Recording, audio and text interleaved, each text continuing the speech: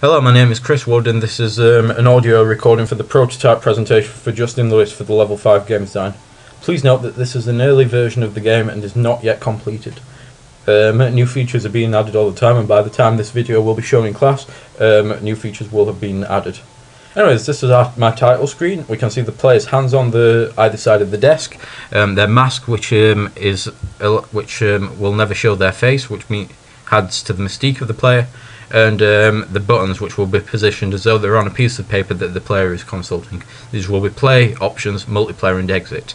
The player's cursor will be a quill at this point, as the player to act as though the player is actually as the first person and the player is considering writing on these. When the button is highlighted, it turns black and blue when pressed. The music in the background is Two Steps from Hell, Starfall, and actually plays whilst the title screen is playing. On pressing the button, it'll open up the main map, and as you can see, we have a custom HUD. The HUD consists of the character portrait, the character's health, a character map, and the character's currently equipped weapon and ammunition.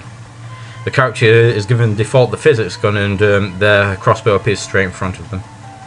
We can see that the weapon does not appear in third person mode, but in first person mode it works fine. However, that is an issue that will need to be fixed. So anyways, this is the opening NPC, your mentor, who will show you a cinematic which will explain your purpose here. Upon getting on the raft, this will automatically take you to the island, and we'll set up an audio cue to start playing some music, which will add to the theme of the game.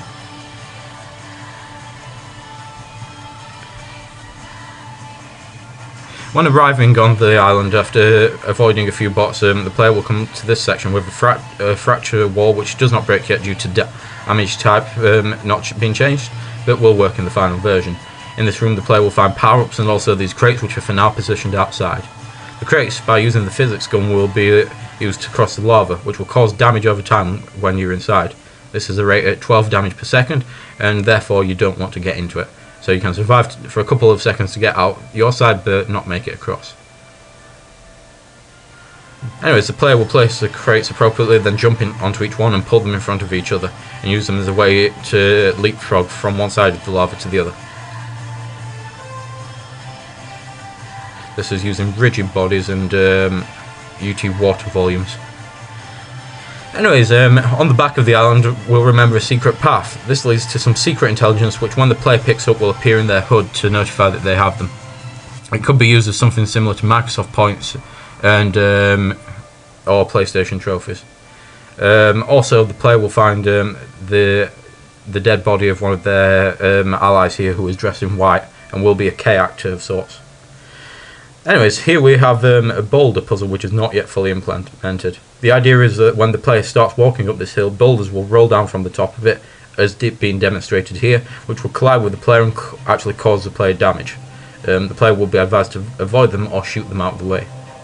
Anyways, at the boulder puzzle, the player will be given some slight refreshments and also shown the order they should be put in pressing the stone statues, which is small, medium, large. When the player presses these in the correct order, this will allow the lowering of the stone of the gate and allow the player to proceed to the top of the level where there's 10 million orcs. The orcs are the main NPCs, and this will be a major firefight between the character and the orcs. Anyways, the reason I'm showing the castle here is because this may be used as a way of an optional objective. By pressing the switch on crossing the bridge, this will spawn the final wave of bots, including the war chief, who is the main bad guy, who, however, at the moment does not work and is fairly interactive. Despite, if you shoot him, it does work, and also does have a weapon. So we can see that it's all weapons that are broken. Anyways, in this section here, the player will be required to use platforms to get from one section to another. This will be another way of challenging the player.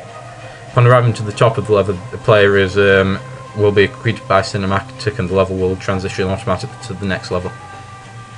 Here we can see the white NPC that will appear in the game. This will be appearing on the back of the island near the secret intelligence.